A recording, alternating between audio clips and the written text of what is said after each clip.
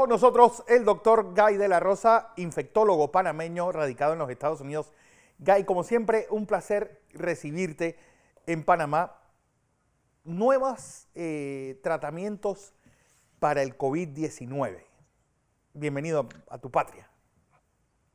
Buenos días, Fernando. Buenos días, ingeniero Blandón. Como siempre, un placer estar con ustedes en la mañana de hoy. Y sí, yo pienso que por mucho tiempo la gente se ha enfocado, la población en general, incluso los medios, nos hemos enfocado demasiado en la parte negativa del COVID-19 y esto es obvio, es esperado. Pero creo que tenemos que también tener un enfoque realmente en cuál es la parte positiva. Y toda historia siempre va a tener una parte positiva y una parte negativa. Y tenemos que enfocarnos en los problemas, tenemos que enfocarnos en la situación difícil en la que estamos pasando en el mundo, y obviamente eso incluye a Panamá. Sin embargo, tenemos que ver el problema conjuntamente, todas las aristas posibles en el momento. Y si bien es cierto, existen malas noticias, y estas son noticias que tenemos que enfrentar, existen buenas noticias con respecto al coronavirus. Pienso que la semana pasada salieron un buen par de noticias con respecto a las posibles vacunas, cuándo tendremos esas vacunas y cuáles son los vacunas candidatos que se piensan que vamos a tener posiblemente en nuestro arsenal terapéutico, en este caso profiláctico, en los siguientes meses, quizás a final de años, probablemente incluso principios del 2021. Sin embargo, creo que hay importantes avances en la parte de terapia. El enfoque ha sido notablemente en los antivirales y obviamente esto ha desencadenado una gran controversia acerca de medicamentos que se han conversado anteriormente: hidroxicloroquina, cloroquina, citromicina, remdesivir, plasma convaleciente, etcétera, etcétera. Sin embargo, existe una clase de moléculas realmente de las que no se ha hablado con frecuencia. Sucede que en ciertos pacientes con COVID-19 ocurre lo que llamamos una tormenta de citoquinas. Y esto lo que produce básicamente es un mar de productos, o en este caso de moléculas, mejor dicho, que producen inflamación, que están asociadas al proceso inflamatorio y el proceso de hipercoagulabilidad que observamos en ciertos pacientes con COVID-19. Se trata de ciertas moléculas que se les denomina en medicina como interleuquina, interleuquina 1, interleuquina 2, interleuquina 6, otras moléculas que tienen una denominación un tanto distinta, se le llama factor de necrosis tumoral e interferones. Y lo que sabemos es que gran parte de la información se ha enfocado en lo que son los bloqueadores de la interleuquina 6, de las cuales existen básicamente una serie de compuestos, como es el tocilizumab, cetuximab y también el sarilumab. Sin embargo, en fecha reciente tenemos dos clases de compuestos de las que realmente no se ha hablado mucho. Una de estas clases de compuestos son los llamados inhibidores de la tirosina quinasa. Vuelvo y repito, inhibidores de la tirosina quinasa. Es una clase de compuestos que realmente tienen una indicación muy específica, están aprobados. El caso típico es el ibrutinib, que está aprobado para ciertos procesos de malignidades hematológicas, y otro compuesto más recientemente aprobado, que se llama acalabrutinib. Lo interesante de estos compuestos es que en el caso de acalabrutinib, que ha sido utilizado en un estudio que fue publicado recientemente en la revista Science, se tomaron 19 pacientes, todos los cuales tenían enfermedad por COVID severo. De estos 19 pacientes, interesantemente, 11 estaban recibiendo oxígeno suplementario y 8 pacientes estaban recibiendo terapia con ventilación mecánica. Realmente estos son pacientes que tienen una mortalidad elevada. Y lo que se observó en este estudio particularmente, que nuevamente son solamente 19 pacientes, así que hasta cierto punto es información anecdótica, es que de los 11 pacientes que estaban recibiendo oxígeno suplementario, 8 básicamente fueron dados de alta o, siendo hospitalizados, estaban respirando aire ambiental. Y de los 4 que estaban en ventilación mecánica, lo cual ya es enfermedad crítica en este caso, de estos 4, 2 fueron extubados y los otros 2 estaban respirando aire ambiental. Entonces es un número limitado de casos, Fernando, pero realmente empieza a darnos luces acerca de un nuevo grupo de medicamentos, en este caso los inhibidores de la tirosina quinasa, que potencialmente pueden tener un efecto positivo, particularmente en aquellos pacientes que tienen un proceso inflamatorio marcado. Existe también otro grupo de medicamentos que son los bloqueadores de la ruta de la interleuquina 1, no la interleuquina 6, Ahí tenemos el grupo de tocilizumab, ciltuximab, etcétera, etcétera. Este es otro grupo de medicamentos que son los bloqueadores de la interleuquina 1, los cuales en 2 estudios particularmente han dado excelentes resultados. Se trata de un compuesto en particular que se llama anakinra, y este compuesto ha sido utilizado en 2 estudios, uno por parte del grupo de la Universidad de París y el otro por parte del grupo de Milán. En ambos estudios se ha visto una disminución significativa de la mortalidad y una disminución significativa en cuanto a ventilación mecánica. Así que esto nos empieza a dar luces acerca de lo que puede ser el manejo de los pacientes con COVID severo y COVID crítico, que no esté a base de antivirales, pero que esté a base de lo que son los inmunomoduladores, en donde hoy en día tenemos potencialmente 3 clases de medicamentos que pudiesen ser utilizados. Nuevamente, bloqueadores interleuquina 6, interleuquina 1 y también en este caso, los inhibidores de la tirosina quinasa. Así que realmente es un campo que está evolucionando vertiginosamente. Creo que vamos a ver estudios en las siguientes semanas o meses que nos va a dar más luces con respecto a la utilidad de estos medicamentos. Quiero enfatizar un punto: estos medicamentos actualmente son medicamentos de investigación. Ninguno de estos medicamentos tiene aprobación como tal para el uso en pacientes con COVID-19 severo crítico, y posteriormente, una vez que los estudios salgan a la luz pública, vamos a tener un poco más de lineamientos de cómo utilizarlos y posteriormente aprobación para uso de emergencia. Guy, no es casual que haya habido en Panamá un aumento de defunciones que coincida con el retiro de la hidroxicloroquina del tratamiento en nuestro país. Sí, la hidroxicloroquina es un tema que realmente continúa generando debates en la comunidad científica internacional, y esto ya tiene un historial bastante conocido, Fernando. Tenemos que remontarnos al mes de mayo, particularmente mayo 22, cuando salió este estudio en la revista Lancet, en donde se involucraba el uso de la hidroxicloroquina con un incremento en la mortalidad de los pacientes, como también en un incremento en la frecuencia de arritmias ventriculares, trastornos de la conducción del corazón. Este artículo generó un gran debate a nivel internacional. Lo que sucedió es que en mayo 25, es el lunes, la OMS suspendió temporalmente el brazo de hidroxicloroquina del estudio Solidaridad. 3 días posteriores, es decir, mayo 28, salió un comunicado firmado por cientos de investigadores a nivel mundial cuestionando realmente la veracidad y la precisión de los resultados del estudio que fue publicado en el Lancet. Recientemente, la semana pasada, en junio 3, la revista Lancet elevó lo que se llama una expresión de preocupación con respecto nuevamente a la veracidad y a la precisión de los datos publicados. Y nuevamente esta es una expresión de preocupación por parte de los editores de la revista Lancet. Lo que sucedió al día siguiente, es decir, el 4 de junio, fue la retracción del artículo. No solamente hubo retracción por parte de este artículo en la revista Lancet, sino que la misma compañía que estuvo involucrada en la generación de los datos en otro estudio que fue publicado en la revista New England Journal of Medicine, también el estudio, el artículo fue retractado. Así que se trata básicamente de un proceso bastante complejo, Fernando. Creo que la información sigue siendo controversial, a pesar de que el estudio del Lancet haya sido retractado por parte de los autores. Creo que la pugna y la disyuntiva desde el punto de vista científico continúa.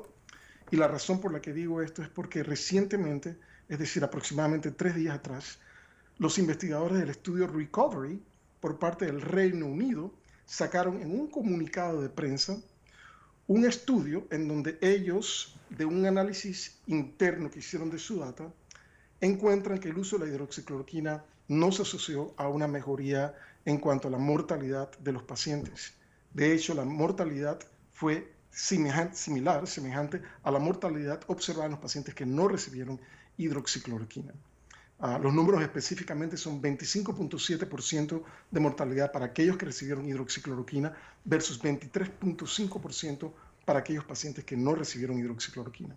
Así que realmente la data no ha sido publicada. Sin embargo, tenemos un comunicado de prensa por parte de los investigadores de este estudio que se llama Recovery. Y recientemente en el New England Journal of Medicine, Otro estudio, este de carácter observacional, tampoco demuestra beneficio con respecto a la hidroxicloroquina. Así que yo pienso que existe un gran debate a nivel mundial, a nivel internacional con este tema. El debate va a seguir. Creo que tenemos que estar anuentes al hecho de que vienen estudios importantes con respecto a la hidroxicloroquina, con respecto al remdesivir, con respecto al interferón, con respecto a la triple terapia en casos de COVID-19. Así que tenemos que estar un tanto a la espera en este caso. Así que la data sigue siendo controversial. Yo pienso que realmente la hidroxicloroquina pudiese tener un papel terapéutico en los casos de COVID-19, pero realmente pienso que existe una ventana terapéutica. Y yo pienso que esto es algo que debe ser estudiado en los análisis que se van a hacer posteriormente con respecto a cuál es el periodo de ventana en donde potencialmente la hidroxicloroquina pudiese tener un rol. Así que estos son realmente eventos muy recientes, particularmente los del Lancet y particularmente los estudios que acabo de traer a colación, tanto el estudio del New England Journal of Medicine de la hidroxicloroquina, como también el estudio Recovery por parte de los británicos, en donde nuevamente en estos dos estudios, publicados en los últimos 2 o 3 días, no se vio un beneficio. Así que vamos a seguir observando la información científica y podremos tener entonces con más certeza una idea más clara con respecto al rol terapéutico de la hidroxicloroquina en estos casos. A ver, don José Blandón con nosotros, Guy de la Rosa. Buenos días, doctor. Oiga, voy a aprovechar nuevamente de sus conocimientos en estas materias para hacerle una pregunta vinculada al nivel de educación que nuestra gente debe tener para comprender el manejo de esta pandemia.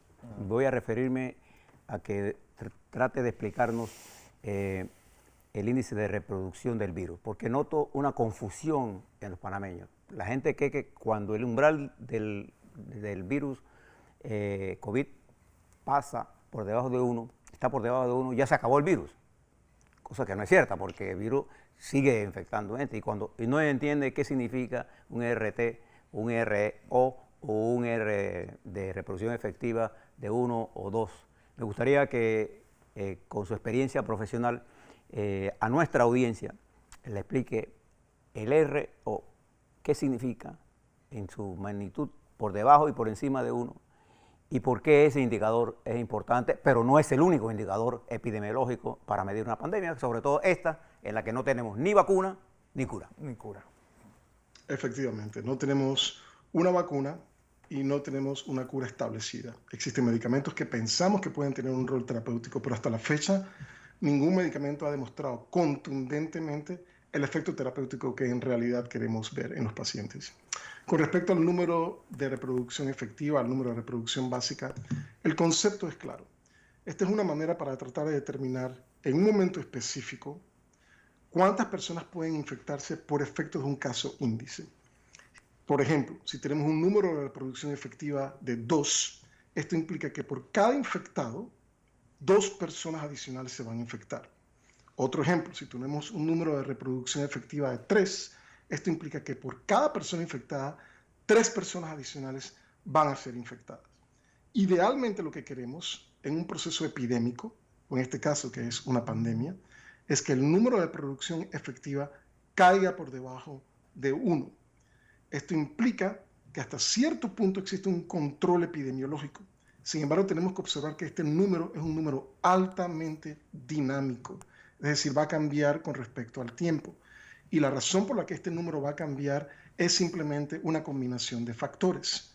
En muchos casos, esto se refiere a la conducta de la población en general. Así que esto lo hemos vivido de una manera clara en Panamá, cuando observamos ese número de reproducción efectiva que empezó a oscilar. En algún momento estuvo por debajo de 1, en muchos momentos estuvo por arriba de 1. Idealmente lo que queremos es que el número esté por debajo de 1, pero esto no implica que el virus ha desaparecido y que no está circulando en nuestras comunidades. Por el simple hecho de que este proceso de transmisión de persona a persona es un proceso altamente dinámico, en el momento en donde todas las medidas para mitigación son eliminadas, lo que debemos esperar es que va a ocurrir transmisión comunitaria. Y esta transmisión comunitaria se va a expresar potencialmente con un incremento en el número de reproducción efectiva. Es decir, si el número de reproducción efectiva estaba en 1, es muy posible que vaya a incrementarse a 2 o a 3. Lo que sabemos a ciencia cierta es que si observamos los estudios iniciales, el número de reproducción efectiva del coronavirus del SARS-CoV-2 oscila aproximadamente entre el 2.5 y el 3.5. Y lo que queremos hacer es que este número baje por debajo de 1, lo cual implica que desde el punto de vista epidemiológico tenemos una situación hasta cierto punto controlada. Sin embargo, esto es un proceso dinámico a lo largo del tiempo y realmente es el ejercicio más difícil que tenemos como país en Panamá. Ya hemos visto realmente lo que ha ocurrido en los últimos días, en las últimas semanas, de hecho, con un incremento en el número de casos, hospitalizaciones. Tengo entendido que las unidades de cuidados intensivos tienen un pobre número de camas accesibles hoy en día para los pacientes. Creo que ese es el caso particularmente de la Caja del Seguro Social. Sin embargo, yo quiero recalcar un punto, ingeniero. Esto es algo que ya debíamos haber prevenido, porque el simple hecho de que se hizo una apertura del bloque 1 y una apertura del bloque 2, esto implica automáticamente que ya sabíamos que estas transmisiones iban a ocurrir a nivel comunitario, a nivel de hogar. Entonces, el punto aquí a enfatizar es hasta qué nivel el sistema de salud hospitalario está optimizado para poder absorber todos estos casos que van a ser diagnosticados en las semanas y meses subsiguientes.